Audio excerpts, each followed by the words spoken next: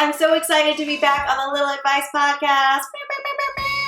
I had to go on a little vacation. I went to Israel with my family. It's really great. If you want to see pictures from there, check out my Instagram at @thexteenlittle.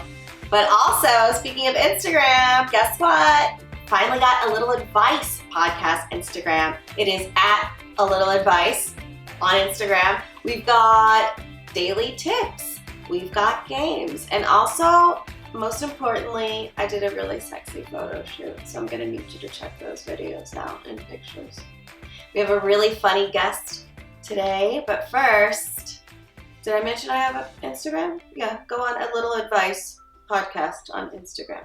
Instagram. Let's get to it. I'm here with my first guest on the new format. She is a comedian. She can be seen on True TV's Laugh Tracks. She's also a singer, songwriter, producer. She does it all. You guys, please welcome Del Harrison. Thank you so much for having me. Thank you for being here. And thank you for having craft services too over there. You gotta eat. You have to eat, even if it's popcorn. First advice of the day. Popcorn and peanut butter filled pretzels. You gotta get protein, people. People aren't eating enough protein. It told your muscles. All right, so you're a comedian, singer, songwriter, host. You do a lot. Do a lot. So let me ask you, on your journey, how long have you been in the game? 14 years. 14 years. Yeah. That's a good number. Yeah. So through your journey, what is some of the best creative advice you've gotten so far? Some of the one particular piece of advice I got was from Eddie Murphy. What? Yes. Sorry, you met Eddie Murphy? I met Eddie Murphy, and it wasn't pleasant at all. Wait, tell me the story, please. Well, I was at the Laugh Factory, and he used to hang out at the Laugh Factory a long time when I first used to come, when I didn't live in LA, but I used to always come and visit LA and like perform here. I used to see him a lot at the 10 o'clock show. And me being a new comic, you know, I'm just thinking I'm the shit. So, Yeah. you know, I'm just like, hey, I'm going to be somewhere up the street. Can you come and see me? You said that to Eddie Murphy? Yes. And he was like, picture that, me coming to see you. So, you know, and of course, I'm calling him, you know, every, you know. So you were like, should I put you on the guest list? Oh, no, I wasn't like, should I put you on the guest list? Did you say it out loud, what you were thinking? No, I was like, yeah, you come to see me. You know what I'm saying? Like, yeah, like, because, you know, even though you're Eddie Murphy, you're still a human being. But see, you probably have forgot that. You see what I'm saying? Yeah. Because, you know, you'd be too big for your britches. But anyway, so I was like, hey, any advice for a young budding comedian? And he was like, yeah, never take anybody's advice. And he was an asshole, but that was the best advice I have ever seen. Because I even though he was an asshole then, I still respect the shit out of Eddie Murphy. He is so talented. He was so funny in his specials. Yeah. I just respect all those characters, and also too with Steve Harvey. I had met him in New York. I had first moved to New York because before I lived in LA, I lived in New York. Was that a better experience? No, they were both assholes. No! Yes. And don't meet your let me just tell you, and no, that's what it is guys, if you have any heroes out there, stay far away from them so that you can preserve the image you have of them, because people also too is in this game, you be experiencing so much, so many people double cross you, so many people, you know, you just have so many it's a roller coaster ride. So I understand about having like a bad day, you know what I mean? And I think this was the case for Steve Harvey, who I also admire, like, I don't know what, but anyway, saw him walking on the street, I was at my job, and I was like, oh my God, Steve Harvey. And his bouncer. He had a bouncer with him? He had a bouncer with him because he was still Steve Harvey, you know? And his bouncer was acting like I was a groupie. And I'm like, nigga, don't nobody want to fuck Steve Harvey. Like, come on now. Like, this is not no sex symbol. out here. You know what I'm saying? Like Steve Harvey don't have like groupies. One, just the one you're married. I mean, and she's not even a groupie. Like I totally respect her. Yeah. She's a wife. But what I'm saying is, your wife being your biggest fan. It wasn't like that. Like yes, like nigga, no one wants to have sex with you. Like whenever anyone runs into you. So you went up to the bouncer and he was like, "Here's a condom if you gonna do it." No, I went up to the bouncer and they was like, bat my hand down, like, "Oh, don't touch him. Get back, move back." So I was like, well, then they can see the disgruntled look on my face. And I was like, oh, well, I just wanted to like meet you because I do comedy. I just started doing comedy. So he was like, how old are you, sweetheart? And I was like, I'm 29. I was 29 at the time or 28 at the time or whatever. And he was like, listen, hang in there. Hang in there. Okay. And that just let me know, right? Like he had instant forgiveness right then and there because he was having a shitty ass day. But I really appreciate him taking the time out to say something positive, even though he was having a bad day. But, just let me double back on the positive. Steve, like, no one is knowing you as a sex symbol, Steve, okay? We're strictly in admiration of your grind as comedian. See, that's the thing too. I will say, as comedians, you recognize that no matter what level you're at, you could respect the hustle. Yes. So you have these two great advice from yes. I'm still using it. Interesting experiences, to put it lightly. What's some of the worst advice you've received? Now that is so plentiful. I'm talking about people just drop off the messed up advice. Like as often as they possibly can. From who? From everybody that doesn't do this shit. Like, people will be looking at that. Like, I'll get calls from like people I know and they be like, you know what you need to do? You need to call up Tyler Perry and get that when my mom says that to me all the time. If I could call Tyler Perry, I already made it. Like, I'd be like, hey, T. Perry, it's me. Yes. What's up with our next film? It's not like that. It's not like why don't you go on SNL? Yes. That's where you need to go to. You need to go on out there and be on SNL. So people readily give you advice. And what I try to do is I try to stay away from people that feel behind in what they are pursuing. Mm-hmm. You want to do real estate. You wish you had did it 10 years ago. You want to be wealthy. You wish you had started 10 years ago. Because see, those people project onto you that feeling of behind when actually no one is behind. You're you're always in God's plan. Mm-hmm. Even if you're off track, you're on track. Right. Because you needed to take that, all of my diversions from what I thought the course was has left me with some fantastic material, a fantastic experience, a bomb-ass story. Every time I have been off course, it has left me with some kind of distinct experience that I've needed, you know? So it sounds like anytime that you feel like you're off course, you're really not, and you see it kind of looking back how much it's really done for you. Yeah. I mean, I love that. I feel like people are off course when they are off spiritual course. Yeah. Because spiritual is something that you have to have, in my opinion, to help keep you grounded in when you're living the dream. That brings us to a really good point you brought up about being spiritually grounded. How do you, in this business, you've been doing this for 14 years, some people turn to drugs, alcohol, which I'm not judging, meditation, some sort of practice. Like, what do you do to keep yourself grounded when you are going through those times that you feel like you're getting off track?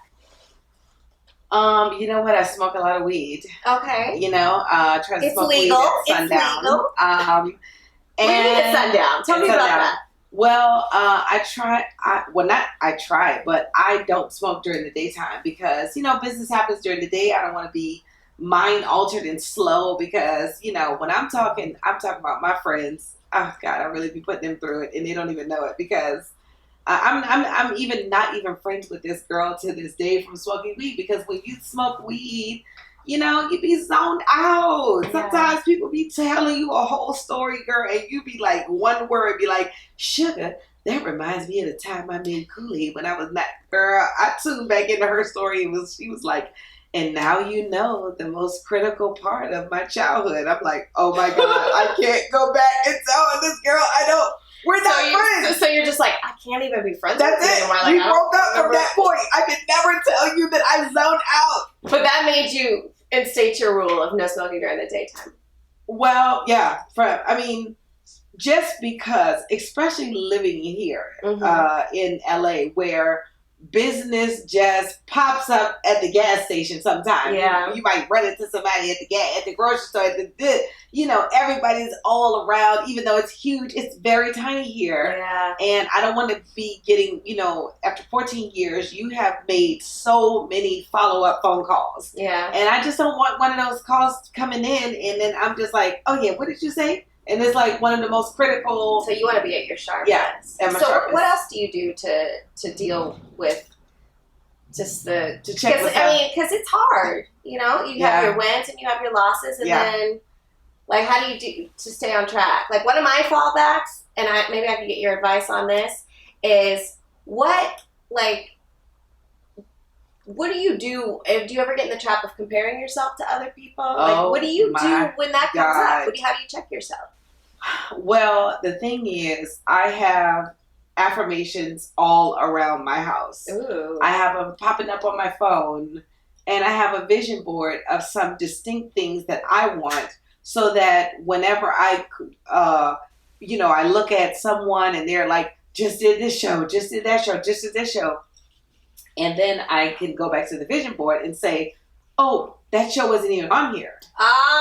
You know what I'm saying? You know what? I have visions board, but I never thought of it like that. Yeah. Because then in my mind, I'll go, well, maybe I should have added that to the vision board. And then you're just, your focus is all over the place. Yes. I love that. But when you just write all and then sometimes it is good. Like if you see a person on a show, because wanting something that somebody else wants, it isn't necessarily bad because people are ahead of you. Yeah. So there is something, people are doing late night TV. People are aspiring to do late night TV, and you can get inspired. Yeah. But don't get inspired by the things that you aren't passionate about. I'm not passionate about late night TV. You know what I'm saying? In fact, every time I be joking with other comedians and they be like, oh, I'm preparing for late night TV. And I always be like, oh, okay, all those funny 5 minutes that you say, just rewrite that and take all the funny out of it and you're ready for late night. Because every time I see a late night set, I'd be like, what the fuck are y'all doing? Like, do y'all want people to laugh, or is this a way to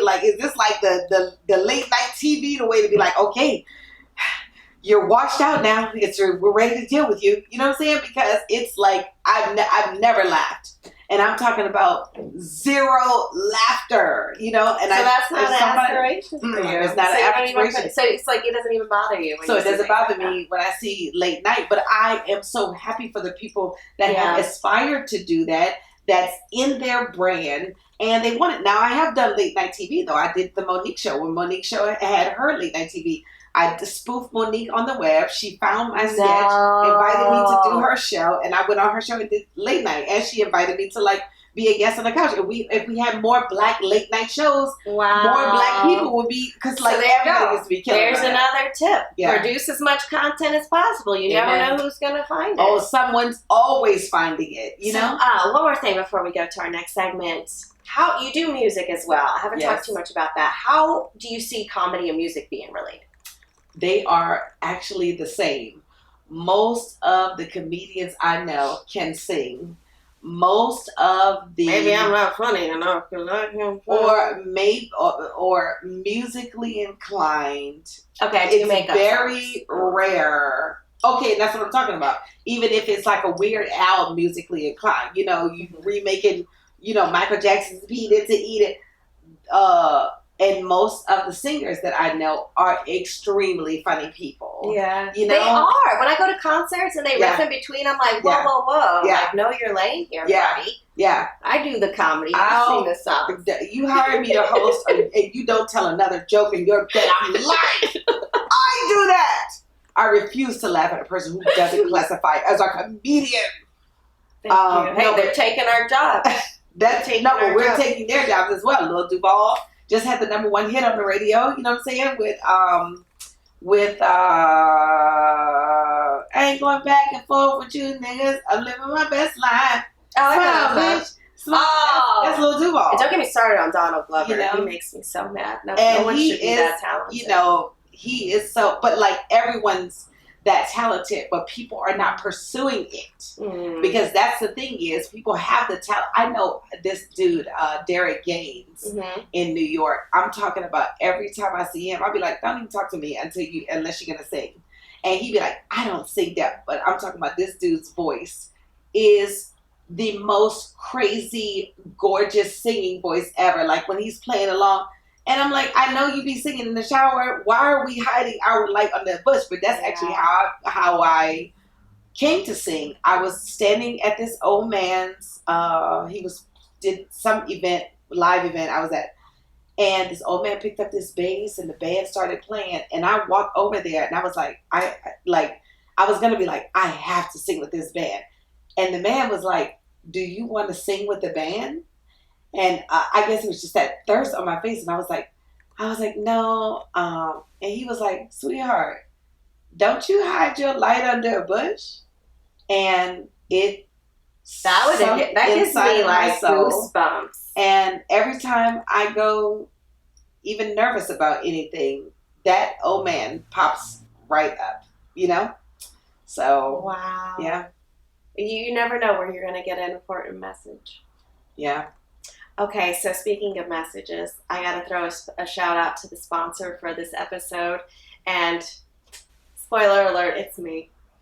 It's Integrities. You guys, get you an Integrities shirt, okay? Because sometimes guys will check you out and they don't know anything about you. This shirt says, hey, I have integrity, and yes, I do have titties.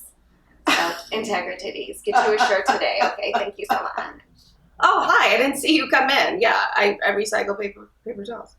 Anyway, I hope you guys are enjoying this episode of Little Advice Podcast. Our word of the day, I know you're dying to know, is feelings. Yeah, feelings. Feelings are described as an emotional state or reaction. You know how I define feelings? Drake. Yeah, if you listen to him, he's all in his feelings. I think he even has a song that he says he's in his feelings. I have so many feelings, you guys. Like from moment to moment. It's like I'm all feels. It's because I'm an artist. I'm an artist.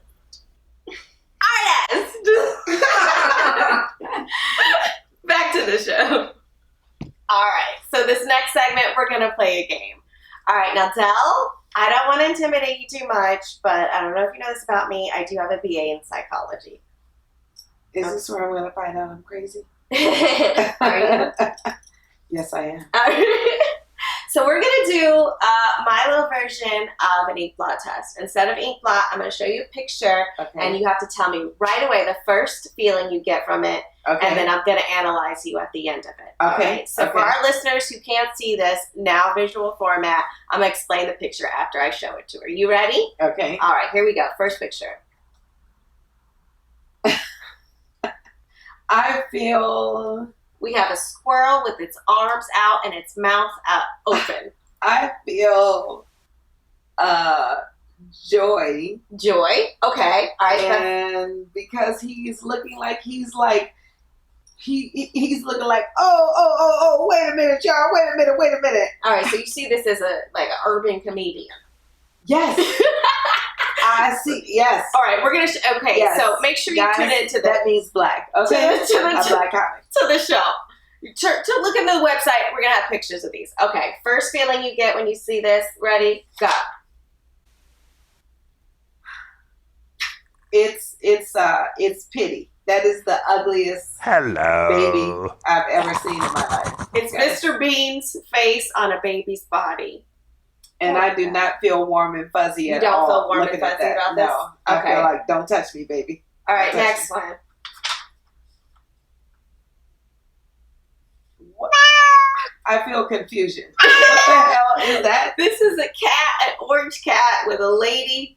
Her face is in the cat's stomach, and the cat's hands are on either side of her head. Looking like she's giving the cat head, and he got a giant ball. Oh my God. I mean, I didn't make these pictures. Okay, so all right. So how does this makes you feel confused? So we've got confused, pity, and joy. All right, last picture. We have a horse with his mouth open, like wide open teeth. Oh, is that a horse? Yeah, what'd you think it was? I didn't, because it looks like a damn hyena now. Like, I mean, but It's a horse, right? But it is a horse. But now I feel so much love. I take care of horses. You do? Yeah, out here in Sunland, Sun Valley, and oh my God, I love that baby so much. So I'm ready to analyze you now. Okay. All right. So we've got joy, pity, confusion, and love. See how I separated these two into different piles? Yep. Confusion and pity, joy and love. You know what this tells me about you? I'm an empath. What does that tell me? I love that you just said I'm an empath. It tells me that you're balanced. Really? Yes. You're a very balanced person. That is the first. Equal. What's your sign? You leave Cancer. Yeah. Okay, well, I was off. So happy birthday. It's coming up soon. Coming up Okay, soon. yeah. You're a balanced person. Wow. You don't see anything too negative or too lightly. Now, don't take this seriously. I only have a BA in psychology, but maybe you are an empath. I don't know. All right, what's next, guys? Thank you so much for being on the show. Tell us where people can find you. Thank you so much. They can find me doing all the sketches. Please subscribe to my YouTube/Del Harrison. That's DEL Harrison. You can also find me on Facebook, the Del Harrison Rockout. DEL Harrison Rockout. That is my fan page. Subscribe to my fan page. I put up sketches every day. And also find my song on iTunes. What's the sign? It's called Boom Boom. It's on iTunes, Spotify, and Amazon Music. And it's called Boom Boom. Del Harrison. Boom Boom. Boom Boom. I'm gonna touch and squeeze your boom boom, yeah. I'm gonna ride boom boom, yeah. I'm gonna follow. Okay, a couple more things. Okay. One thing, do you have any advice you want to get from me based on the game that we played? Any advice on your life? Because this is a little advice after all. A little advice after all. I want to get advice on attracting my mates. Okay. You All know? right. Well, I'm still working on that, but I want to give you some book recommendations. Okay. 8 Weeks to Everlasting. Okay. It's a relationship book. At the end of it, there's all these exercises and stuff. You're supposed to manifest your husband. You know what? If you want, since you live in the neighborhood, we can work on it together. Okay. And we'll do the exercises together. I would love that. And the other book is a book that my friend Dicey told me about called E Squared. It doesn't have to do with love particularly, but it's about manifesting and putting things out there. And there's experiments, and it really works. Okay. Yeah. Are you ready for your gift?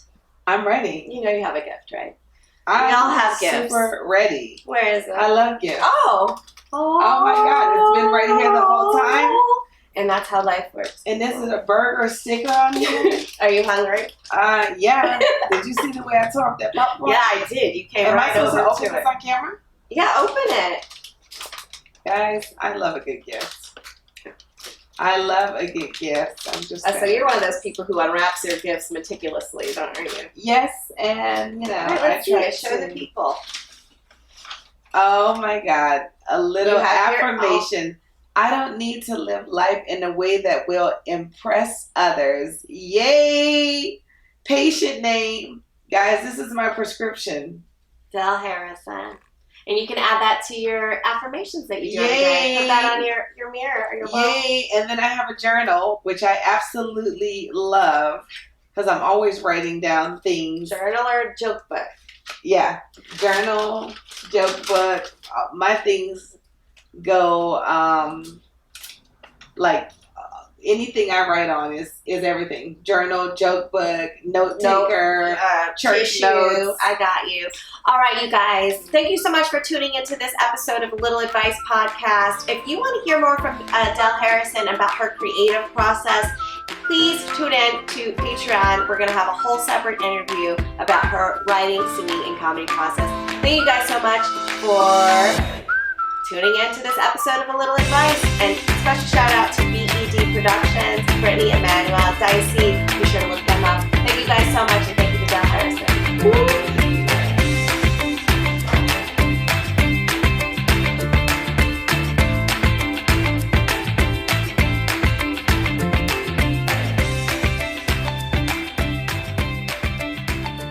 Get yours at hodago.co.